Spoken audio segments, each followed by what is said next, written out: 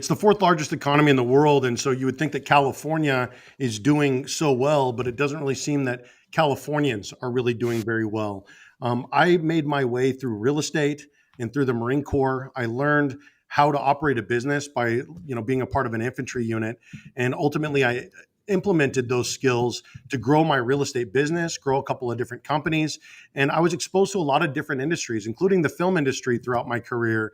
And so I want to pull all of that together and look at California with my 3 points. I feel like I'm specially designed to help people focus on safety, development, and dividends. Safety being, cleaning up our streets, bringing back institutions so that these people who are struggling have a place to go. Bringing back development. We have 48 million public acres in the state of California and a lack of housing and a lack of infrastructure. Why are we not building if we know that real estate creates dividends?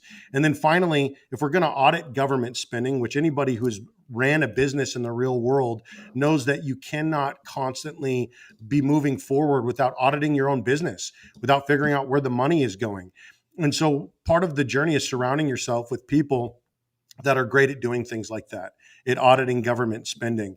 And so I would look to, find people who are better than me in the ways in which I lack so that we can focus on development, invest in things that yield a dividend so that we're not constantly operating in the red. And in fact, we could look at things like oil and energy and water and agriculture as something that we can spend enough money on to a point that helps us get out of the red and get so far into the green that we're issuing dividend checks to Californians based on our productivity as an economy.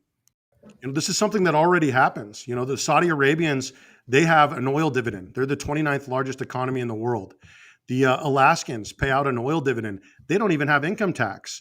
We have deeper oil reserves. We have more oil infrastructure, and yet we aren't drilling in a way that would produce enough to where we can export and then get money back to people. And then finally, we have native tribes throughout the state of California that are paying out a dividend based on their casino revenue.